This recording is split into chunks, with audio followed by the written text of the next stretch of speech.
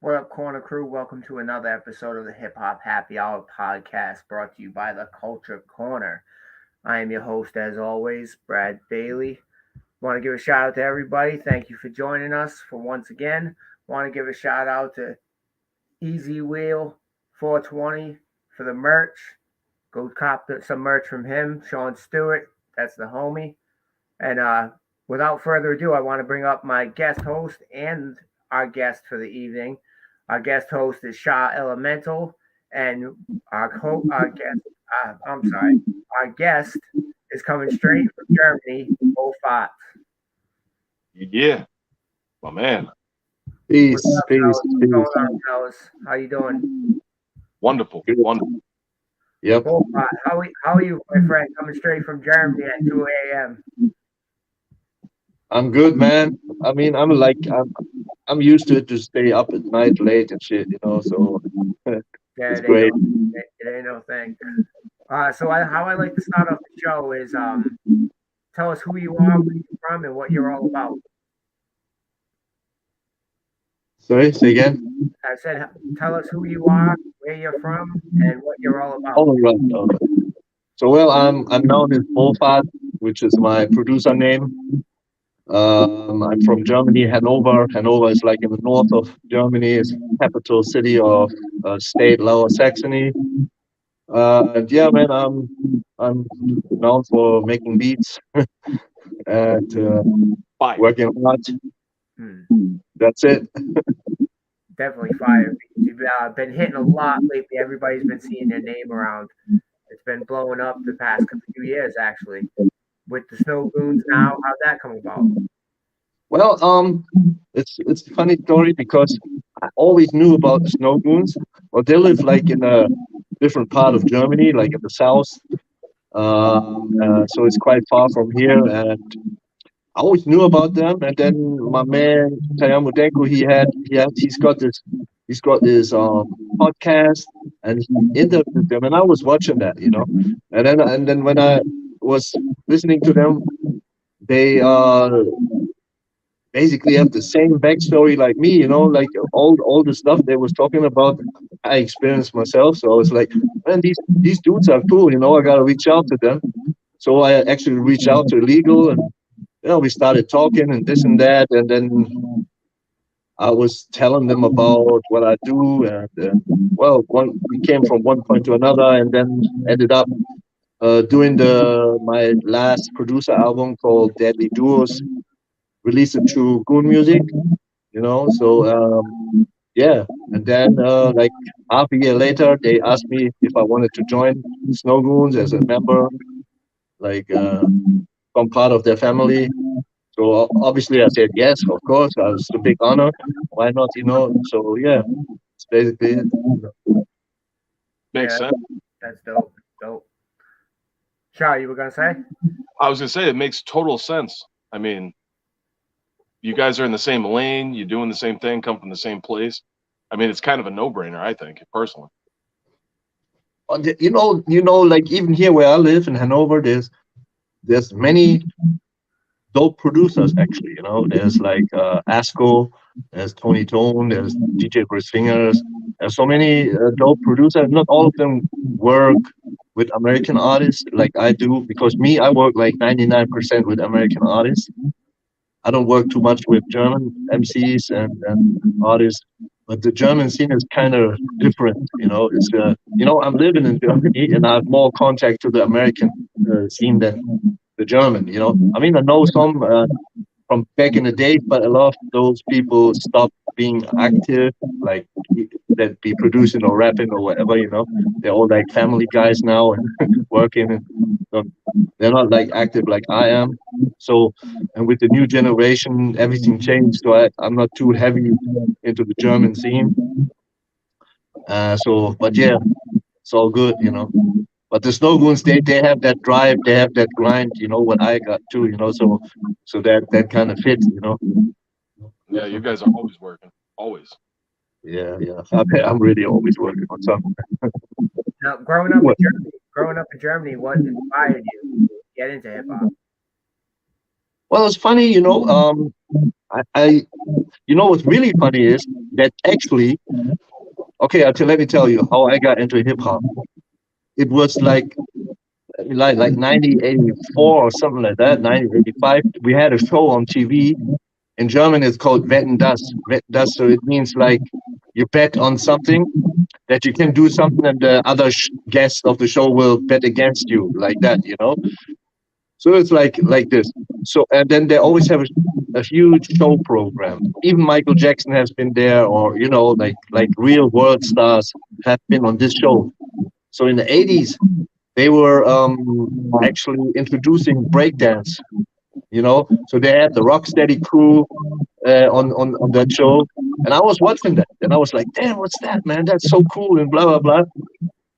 Long story short, I started breakdancing. The whole neighborhood kind of started breakdancing. We got little crews and shit. And then how, once you're into this, then next you're gonna be more interested in, well, where's the music coming from? What kind of music is this? And DJing and rapping and graffiti, everything came together. I mean, there was like 85, 84, 85. What's funny, exact that show from the Rocksteady crew is, you can find it on YouTube. Though it's on YouTube. That's what I saw. That's like the first time I really, with my own eyes, have seen hip hop. So that's how I got into hip hop, and never stopped since then. That's funny because that's a lot of people's like first experience is something that's kind of obscure when you're younger, when you're a little kid and you see, and it Yeah. catches you, and that's what gets you into it. And then you start, like you said, trying to hunt down the music, hunt down all the different parts of the culture. So, but Shaman, man, what you got? Well, my question would be, first of all, it's a two. I'll start with the first one. I already know the answer, but I love it. Could you explain the origin of your producer name and where it comes from? Oh yeah. Okay. So the only thing I'm longer into than hip hop is martial arts, right? So I'm into martial arts since I'm like 6 years old, and I have been living in Asia, in Hong Kong, and on the Philippines. Uh, I've been really active, also like researching and stuff. So I have a friend in Canada. He's a Chinese, and his grandfather, or he's the brother of his grandfather, uh, has written a book. Has written a book in the like 1930s, and then he found like some pictures of his is it grand uncle? You're right, yeah, grand uncle doing some like martial art poses and shit. And then he asked his mother, "Who's this?" And blah. And then yeah, that's the brother of your grandfather. He was a martial artist, very famous in Hong Kong. Blah blah blah. And he wrote this book, and then he got this book, and then he made a new version of the book, like translated everything, and but also updated it. And then we knew each other, and then I said, yeah, I know who this guy is, Leung Wing Hung. Uh, he's famous for this and that. And then he said, oh, cool, you got some more info about this? Yeah, yeah, I actually got some articles and this and that. So anyway, I ended up helping him with the book, not the whole book, just gave him some stuff, some material. So he kind of credited me on this in this book, and the book is like written in English and Chinese, right? So he would know how to put my name in English in the Chinese writing. So he gave me a Chinese name, which is called FAAT, which kind of sounds like my real name, just a little bit. So the meaning of FAAT is to preserve something precious, actually. So this would fit onto like the kind of martial arts we do, which is like classic and like traditional, and the same you could say for boom bap hip hop, right? Like it's classic. It's we're trying to preserve it with what we do. So I thought, man, I'm gonna use that name for my producer activities and shit. So that's how the name came about. That's dope. That's dope. That's kind of like the elemental in my name. It's kind of the same idea behind What? it. You know what I mean? That's All dope. Second question would be, who's your favorite rapper and why is it me? right. First part serious though. Who is your favorite rapper? Like who is your go-to? It's it's kind of hard to say, because Yeah, I couldn't just put my finger on one rapper, you know. Like the problem is a lot of these rappers that I really like, they not all of their albums are dope, you know. So I don't think there's a rapper that every album is dope, you know, like super dope, like dope. And so but obviously I really love MCs that are versatile, you know, or I don't know, it's hard to say, but I also love MCs that you can recognize by the distinctive style, like, you know, oh, okay, that's him. Like, so it's really hard to say, but like, definitely, like, will go, like, I really like, and that's the problem, you know, I can tell you, I like, for example, Nas or Mobb Deep, especially Prodigy, or, but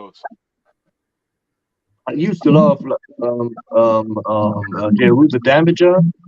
I mean, So still love it. that's one So, of my favorite albums.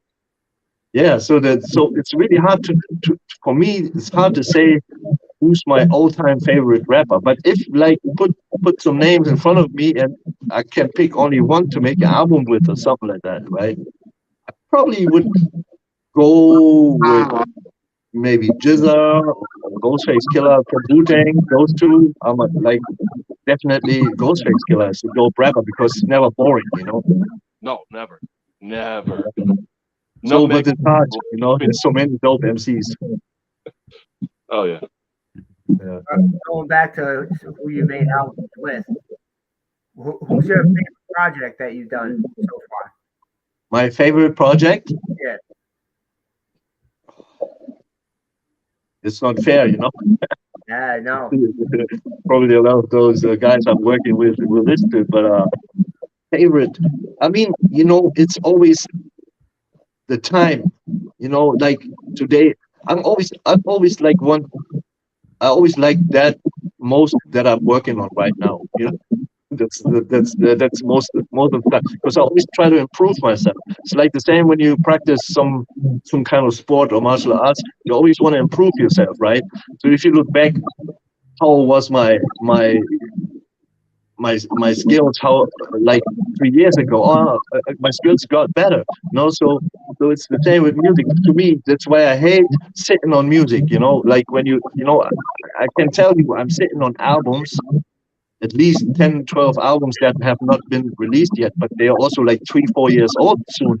So I would prefer to overwork them, you know. I like to rework them, like because now for me, they will sound not up to date anymore, you know. So, but okay, I give you a few, which because for example, the album we released last year with my man Kenneth Masters.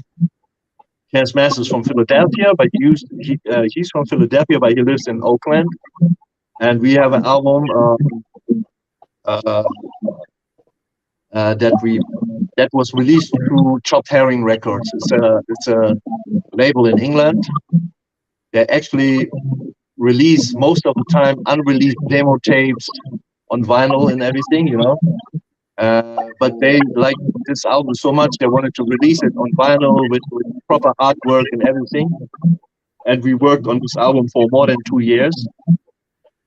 It took a real long time because it was mastered on reel to reel, mixed and mastered on reel to reel, like old school, proper old school. So that's why it took a long time too, you know. So that album definitely is like that I really love. I love the new Morocco's album because also that album is at least 2 years old already. You know, I love the recent album I dropped with Tayamo Denko, which we did like 10 days, like the 11th day. You heard about it probably. Yep. Yeah, we did that like in 10 days. I love it, man. It's cool, you know, because sometimes I'm like this. Sometimes I'm like this. I work on something and I immediately want someone spit on it and then just put it out. Like I'm like that, you know. I want to share my ideas. I want to share my brainstorming and shit, you know. So, I don't I know. artists we're the same way though, because I know like I gotta remind myself, all right, like I might have sat on it for a while. It might be old to me, Uh-huh. But to people who haven't heard it yet, it's not old. It's new. It And just that's what I keep forgetting. I forget. You were right. yourself, but it's good though because it keeps you motivated to keep pushing too at the same time. Yeah. That's true. Yeah, So also if you have not heard it for a time, if you haven't heard it for a long time, and then you listen to it again, then sometimes you're also like, oh shit, this is dope, Fresh ears. I talk to plenty of artists that say that once they're waiting to put something out, they hate it. By the time it's ready to come out, they hate what they're doing. It's like, I don't want to do this anymore. I don't want to do it live. I don't want to. I just want to move on to the next thing. But you got to put it out. And speaking of putting things out, we have a conversation here. What do you feel? How do you feel about the market being so flooded with people putting stuff out constantly? It's the thing is the time has changed, right? Like nowadays you don't most of the music that comes out is not pushed by a label. It's pushed by yourself. Like people push it themselves, right? So in the 90s you would be signed to a label, you would record your album, and then you would push single by single by single, you would go live, you would go on tour, you would really go out there and promo your album. Now everything is short-lived. You do an album. Look, next week everyone will have forgotten about the Mo Ruckus album. And they move on to the next, and then move on to the next, and move on to the next. Unfortunately, I mean, for rappers or MCs, it's different than for a producer because I can work with many people at the same time. Right.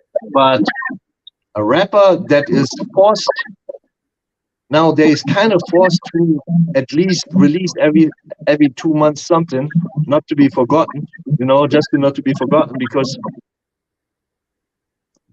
everything is short-lived right now. So because there's not too much money behind it, and that you need to get back, because before in the old times you will have a label that would put money up front, and they pay this, pay that studio, they put you on, they pay videos, they will send you on tours, so the money comes back, right? So this process takes a year. That's why they will not do 2 or 3 albums in 1 year. They do 1 album every 2 years or something back in the day. But now, since there's no more money behind it, everything is fast. And then not even many people listen to it. That's a shame. I will be the first to say the music nowadays is at least on the same level as in the 90s, skill-wise, beat-wise, rapping-wise. But now it's so much more. It's so much more out there, but not enough people listening to it. It's like everyone has their own circle. They listen. You have your 200-300 people that listen maybe to your music, and then after 2 weeks it's gone. Then you need to come up with the next shit.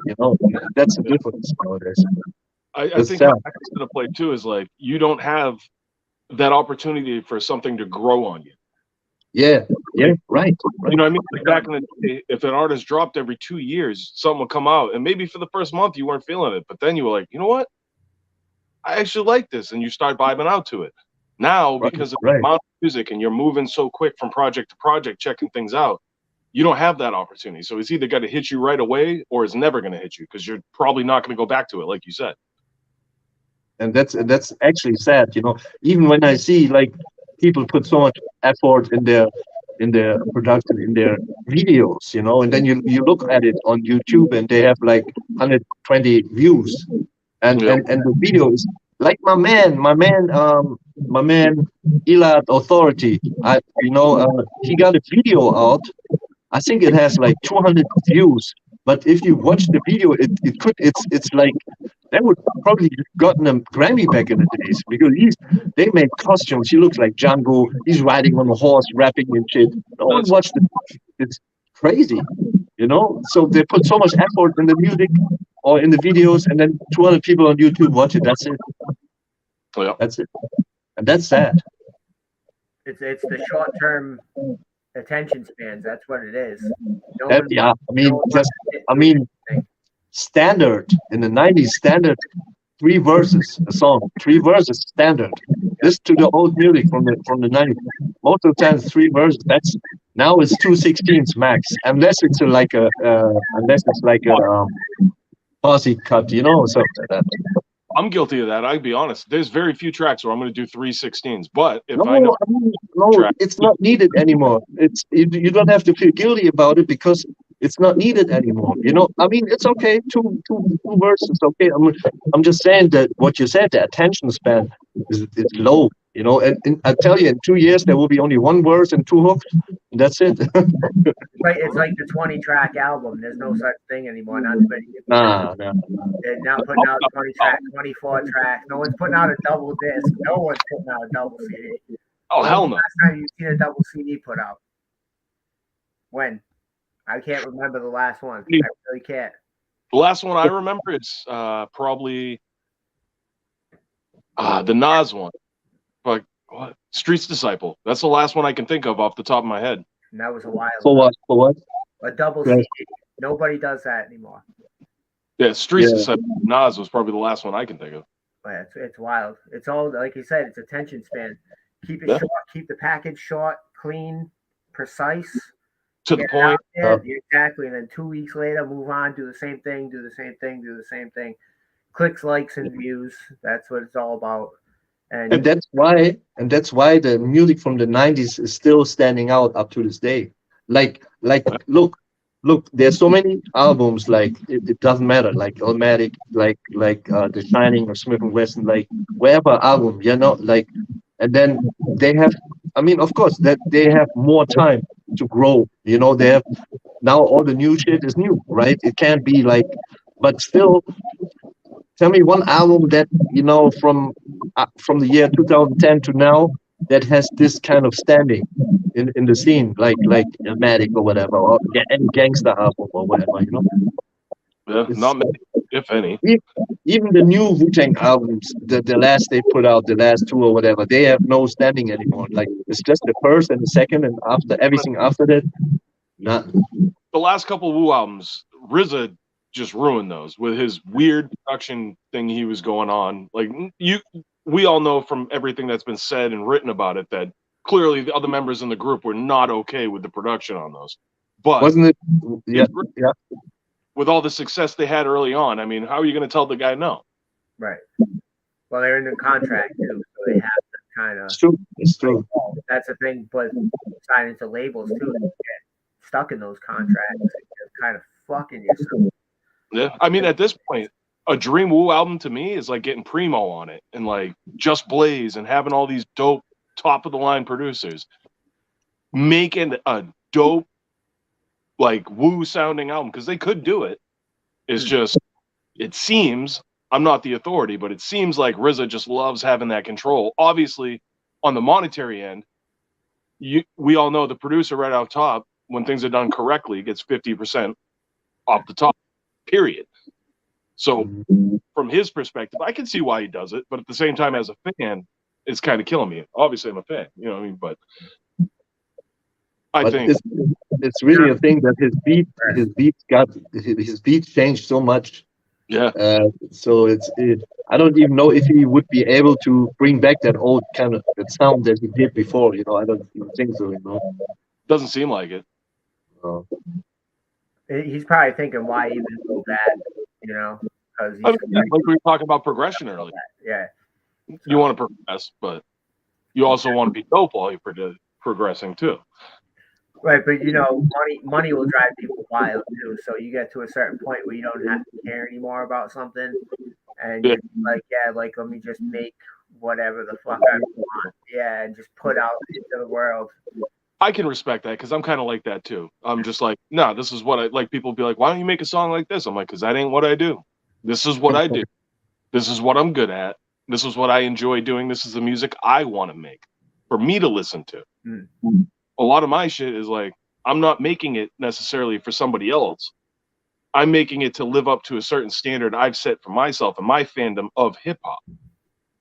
Not everybody views it the same though. So it is what it is. Right. It's the way you work too. It's how you work. It's what the process. Everybody's different, Everybody is different in how they do things. So you can't really fault anybody for it. I mean, Yeah. sometimes if you're trying to work with somebody that might be a little hard to work with, you just work around that shit.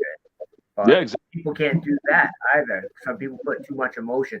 That's one thing I've noticed recently, even just trying to do podcasts, and that people put a lot of emotion into business decisions. Can't do Yeah. that. Oh, You look at it like, all right, this is how it works. I mean, I've been in a group before, not anymore, obviously, as you know, Brad, but like, that's one of the things is like, when you have people who don't know what the standard is, it's very hard to deal with them. And you do run into a lot of issues because you're trying to do things a certain way. But if people don't have that base knowledge to know what the way actually is, it's always an uphill fight. And this is why groups in hip hop don't last. yeah, you're right. Those, not everybody does their homework, not everybody's up to date on what's going on in hip hop currently. And when you miss that, some people get stuck in ruts where they kind of do the same thing, or they're just trying to do something that's not in demand, which obviously, like I said earlier, I like to do what I like to do. But sometimes you do have to be cognizant of that stuff Hmm. to, to reach people. Some people Yeah. aren't willing to do that. That's what I love about Bo too. This guy works with so many different Everyone. styles of artists. It's eclectic. It's all hip hop, but it's all different. There's a difference between Mo and Denku and myself and this guy and that guy. We're all so different, but he's running the gamut. And that's the beautiful thing about it. It's all hip hop and it's all dope. Now, That's true. Bo, when you're working with these dudes, you try to mold their sound, your beat to their sound, or you just give them packs and tell them to pick? Well, usually when I work with people for the first time, I obviously listen to what they've done before. So I'll kind of to catch their vibe. And mostly I'm gonna, there's difference. Like there's a difference. Some people come to me and buy beats, Hmm. and that's it. They buy the beats and they have their own engineers or whatever. They record and put it out there. So I don't have much say, or I don't do much but giving the beat, right? So they pick the beat that suits their vibe, right? So, but there are other in other occasions, like me and Sha, we've been working for since last year on stuff, Yeah, about a and year. so either he pick a beat, or sometimes he say, "I need this and that," and then I make one and send it to him, and then I already kind of know what kind of vibe he's, going for, and so, but I'm not sitting down. I mean, okay, let's say I can bend a little bit here and there, but only that far. It's still got to be in my universe of beat making. So I'm not. If someone's coming to me, "Hey, yo, can you make me a trap beat or whatever?" I said, "Nah, No. I cannot. I don't know how to make a trap beat. I'm sorry, man. Right. I'm not hating on trap or whatever. No, I'm saying, but I don't know how to do it." Yeah, it's not your thing, but you're damn good at what you do. Oh, True. thank True. you, man. Yeah, I'm trying. Like You're I doing. said, your name's been ringing out a lot lately, and it's great to see. Shout out to Mo Ruckus, by the way. Shout out Mo. We gotta Yeah. give Mo a shout out. Dope album. Appreciate that one. He's a good kid. I've had the pleasure to meet Mo quite a few times and have conversations with him. He's a great kid. Oh, yeah, yeah, yeah. We have a little segment here at the Hip Hop Happy Hour we call "What's Your Issue." What is my issue? What's your issue? It could be a big issue in the world that you have a problem with, or it could be something that could just bug you. So both Okay, what's my issue? Anything under Yo, the sun. I know what to say. Yeah, yeah, yeah, yeah. What's my issue is, I'm not gonna say names, okay? I'm working with, like, as you know, I'm working with a whole lot of MCs, whole lot of different MCs, like from all over the place. And my issue, or maybe it's not only me that I know or I'm involved with or whatever, it's generally what I see is that hip hop is already like now, especially the type of hip hop we do, right? Like the boom bap style or the grimy style, whatever you want to call it. Um, is a minority in the universe of music. You know, we are not many like, and still, and I mean, it's normal to have fights or beef. It's even in family. In the family, in big families, they have arguments, they have fights, they have this, they have that. But what I think is sometimes kind of ridiculous is when people beef online, like really, like all the time, you know, and shit, you know. I mean, like wherever, if you have beef, yeah, then you, it's bound to happen sometimes, you know. Nobody perfect, whatever. But I think if you look at it from a point of view from other people that not involved with hip hop, not necessarily listen to hip hop, but they will have always that impression that, oh, these guys having beef all the time, blah blah blah, and this and that. So that's why they are where they are, right? Like they get to a certain point, and from that point on, boom. I mean, some dude was hating on my music. I got haters, you know. I got this one dude who's doing like album review, you know. I don't want to give him the shine and say his name, so no one will look him up. But there's this dude on somewhere Instagram, and he's just whatever I do, whatever I release, he always gives me like zero, 0 points, you know. Like, always hating on my shit. There will be always someone, you know. And there's another guy. He wanted to work with me before, and then he uh, we ended up not working together. It's like one of these white, angry, high pitched rappers. That's all I'm saying, you know. And then and he was hating on my shit like for 2 days because he was drunk or whatever.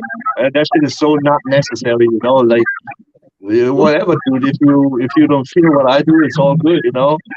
But you gotta keep like a bit of professionalism because like if I don't like something, it still can be good. You know, it still can be a good production, like professionally done, like technically done well. This just not strikes my nerve, like my taste well. You know, so that's my issue with hip hop. Is like, yo, chill out, relax, do your thing, and then the movement would be more have more unity, like you know. So, Yeah, absolutely. A lot of people, if they're not getting the love, they don't want to see nobody getting it. yeah, exactly. And it's like, that shit's lame to me. Like, my mother taught me, if you have nothing good to say, don't say anything at all. That's it. Because it just makes you look bad, really. To anybody with any intelligence who's watching it, you're like, all right, like, this dude's just a hater. Like, it's especially when it's consistent, like you were talking about. Like, Yeah, it's one thing if you say you dropped one thing and he was like, this one isn't for me. But then every single time, yeah. I mean, I don't like boom bap hip hop and like dope, grimy shit. Maybe that's what it is. Maybe he likes, more Timbaland and the Pharrells, the Neptunes, like that type of stuff, more commercial. I get it. There's room for everything.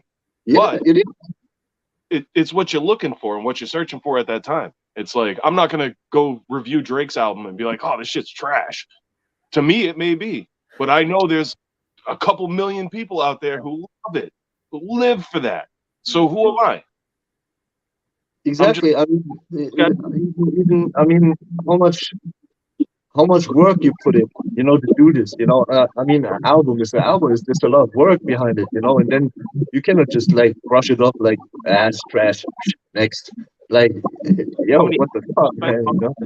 Like, not everybody's Nas and going to drop a classic album at 18 years old. Hell, most people ain't going to do that. That's why there's so many dope 30 and 40-year-old rappers now.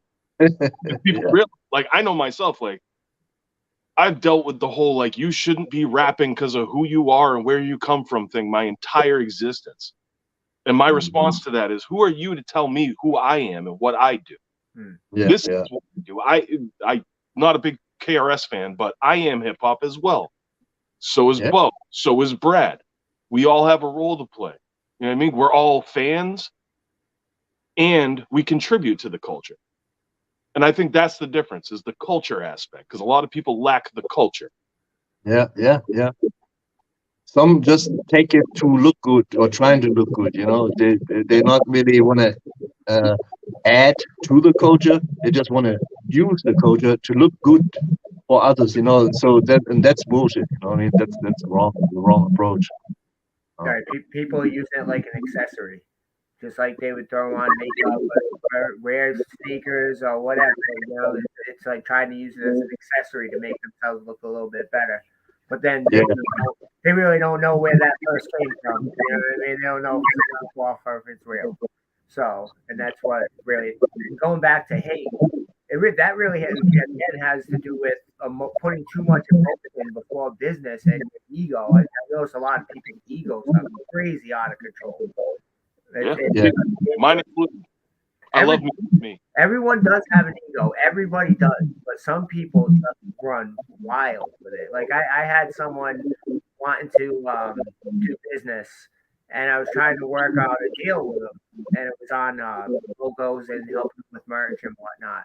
And he couldn't afford the price. So I'm like, all right, man, well, I can direct you to someone else, or we just don't do business. It turned into I wasn't ready to work with him yet because he's too big and this and that.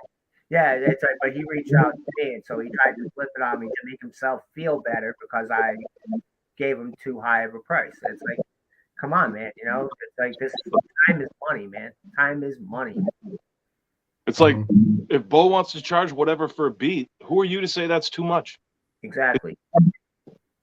If I want to charge for a verse, who are you to say? All right, if you don't want to pay it, then don't pay it. Is what it is. that's what it is. Exactly. It's not a thing, self-worth thing. Because I know what I bring to the table on something like that. So why would I devalue myself by going, you know what? Guy from Istanbul or wherever the fuck you are from, you know what I mean? Like, oh, let me do you a free verse because now you're doing me a favor by allowing me to give you a free verse. Like, what? Yep.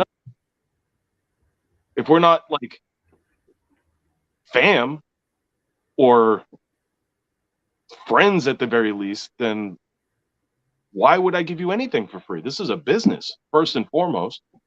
And that's the crazy thing too, because you got a lot of people who scream culture, culture, culture, who completely disregard the business aspect of it. But you got to have. I mean, it's like if you have a friend like who runs whatever, like a small store or whatever, you cannot go in the store and say, I grab this, that, and whatever because we are good friends.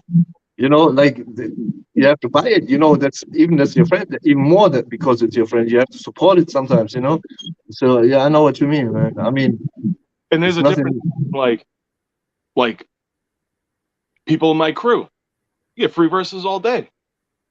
You know what I mean? If you're my friend, say like a weapon, for instance, he can get a free verse from me, no problem, because that's my guy. He's done the same for me.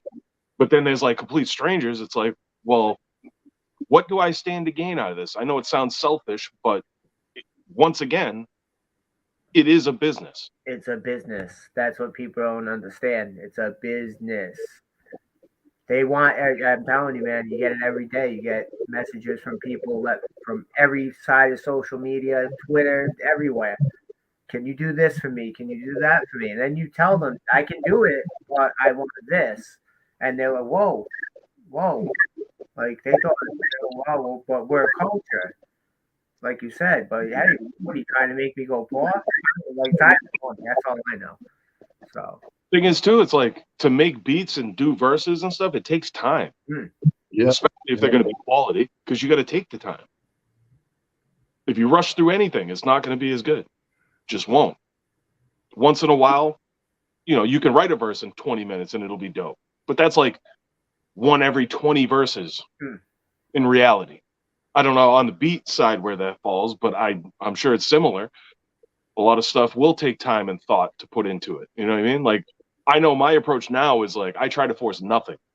So it's like, if it's not hitting me right then, I'm just putting it away. I'll come back to it later when I'm in the mood, and then I'll hit it right. That's true. Which maybe sometimes makes things take longer to come into effect, but the quality of it when it's done will be higher because of that. because you're not just doing it to do it. You're doing it because you want to, because you're feeling it, because you love it. And there's a big difference there. Yeah. And I would assume production is the same. Time. That comes with time and just like reps, really. It's like they say anything 10,000 hours, you know. Hey, 10,000 plus club right here. Yeah. I mean, like, it takes time. I know when I first started rapping, I was not good. I'll freely admit that. I dropped my first project in 07. I can't stand listening to it now. And it's like each project gets progressively better to me in my ear. So, no, the day I stop getting better, that might be the day I stop doing it. It's like Bo was saying earlier with the beats. He was like, you know, I got better and better as I kept doing it. I'm sure that's a motivating factor because he's like, oh, if I'm this much better than when I started, what will I be 5 years from now? Yeah, exactly. So, Bo, where are you going to be 5 years from now? What are you planning out for the future? My biggest hope is, maybe to like have a few artists that we go together, like maybe, have a little bit more a greater reach, like more people actually listen to the music, it's this algorithm shit, I feel like a lot of times I feel like we are being held down. We're being held down. We cannot come out like really people actually listen to the music. I mean, like it's all about promo money. It's yeah, and I mean that's really the thing. It's all about money. It's putting money into promotion. Yeah. And if you really want to be like on the next level, like not not musically, but just to get a wider reach, you have to probably either this or find someone who does it for you, like like a label or whatever, But labels nowadays, that's another story, Yeah. Then you have to change your music probably too. Yeah, so, exactly. But where I see myself in the next 5 years, I don't even know, because I just do it, I just do it, and I'm trying to push the music. But the hard thing is obviously especially when you work with so many, the pushing part should be more on the on the MC, because I chair and this and that, but I can't, if you work with so many, it will eat so much time, or keeping you from making beats or working on music is all this promo shit, like doing little video clips, this, that. I do that too, but I sometimes I think, oh man, it takes a lot of time to do all that, but you have to, otherwise who will listen? Unless you got a team for you, that's yeah. But you need also money for that, then, so at some point, who will work for free? Nobody. And what I think is, though, I'm hoping that somehow the music, like boom bap music, kind of comes back to like that. It's more accepted. It's more like, because right now it's like really like a minority, like like in the 90s it was kind of big. Maybe, I don't know. I don't even know when it stopped. I think with early 2000s or whatever. But yeah, definitely 2000s. I think also the internet has something to do with it, obviously. Because you can get everything. I mean, like back in the days when you bought a record, a real vinyl record in the 90s, you will listen to it for a year, or a tape, wherever. You listen the whole year to it because you spent money. You spent like a lot of money to buy it, and then you will you will read, and you study the album. Now it's like, there's too much. There's every week there's like hundreds of releases. Shit, So I'm honest, man. I don't know a lot of music with hey, my man. A lot of people have dope music, and there's so much out there that I don't even have time to listen to it. Like really, it's there's not crazy. enough time today. I think the evolution of humans and the evolution of popular music have grown side by side by the generations, and they both become lazy. Like mainstream hip hop is extremely just lazy, looped over music. Copy and paste. Generation is a lazy generation. They are. We can say it because they are. And it's weird how that type of like laziness has just evolved into all different types of culture. Actually, look at the writing of movies, television shows, and shit. And, but you know what? I just remember something when you say in 5 years. Who knows if we still do music in 5 years? AI, Because maybe in 5 years there will be everything will be AI. Like AI, yep. artificial intelligence will rap, will make the beats. Will they even will have AI listeners? Oh, fuck. All right, well, let's get a million of them to tune into us. Yeah, So we right. that fake Man, AI hey, one. I fell for this shit. I fell for this shit, man. I was listening to this AI JD song. I didn't know it's AI. I really thought there was a JD song. I said, man, oh, I was like, oh, he's going back to his roots and shit. And then someone said, no, that's not AI. That's AI. That's not real. I said, what? Shit, I fell for this shit, man. I thought there was. Yeah, it's over once that starts hitting. All right, it's time to kind of wrap the show up. So go for it. Tell us what you got coming up in the future. Music wise, oh man, if you give me a few minutes, but I have a few things that I want to talk about. Like, okay, one album, there will be the next G-Fan Black album, Dope. our third album. It's basically done. It just needs to be mixed and mastered. And we got so many tracks we have to pick. We have to pick the best ones for the album, and we still would have like 4 or 5 tracks left that we use for whatever, you know. So this is coming. I'm working with a crew from South Africa called Nuke Smugglers. Ooh, that's a dope name. I like that. Nuke Smugglers is 3 MCs, and I tell you, bro, they are dope. I mean, they rap in English.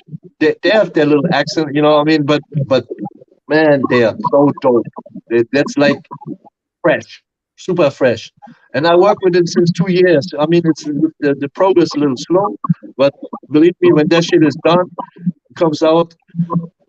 My only worry is will people listening to them, you know, because we know how it is. Like in good old America, if it's not from America, I'm not gonna listen to it. Like how many American people listen to rap from the UK or wherever because of the accent or whatever. But they got a good. I mean, South Africa has a big hip hop scene, so I'm hoping like we'll see how that goes, man. But they don't, man. And what else? Working on a lot of shit. I got an album with Sheepwrecker from Canada that's done. I'm working I'm working with Sha-Elemental on our album. I work with Mickey Bourbon on the album. Oh, yeah, that's my guy. And then now I started to work on my next producer album too. I got 3 tracks done. And this one is like a concept album again. Like if you know my albums, they always have a little concept. Like last time it was Deadly Duo, so I always partner up 2 rappers. The next one is called Tales from the Rotten Apple. So it's gonna be all New York MCs on that. And yeah, I'm like started to work on that a lot. And oh man, I got a lot of stuff with Kayamo Denko too. You know, we got a lot of unreleased albums, like really albums with Young Z. We got an album with Young Z. We got an album with Case One. We got an album with Cellar Dwellers. We got the Cypher Den album and then other shit. You know, it's so much music. Man. But yeah, my right now finishing up some stuff and then pull into next FAAT album mode. That's dope. That's dope. Drop your links where you can find everything. My links. Well, I could if you go on Instagram or Bandcamp, it's always FAAT beats. FAAT. Everybody check that out. All right, fellas, we're gonna wrap up night, the Hip Hop Happy Hour. I want to thank you guys for joining us. Sha, as always, thank you for being the guest co-host. Soon. We got some things going on behind the scenes that we're going to be unveiling soon for the channel, so it's going to be some good shit. Yeah. Profile, thank you for staying up so late with us. No problem. Thanks for having me. Thank you for joining us again, fellas. It's been a good time. Anytime. Everyone for watching. Peace. Yes, sir. Peace.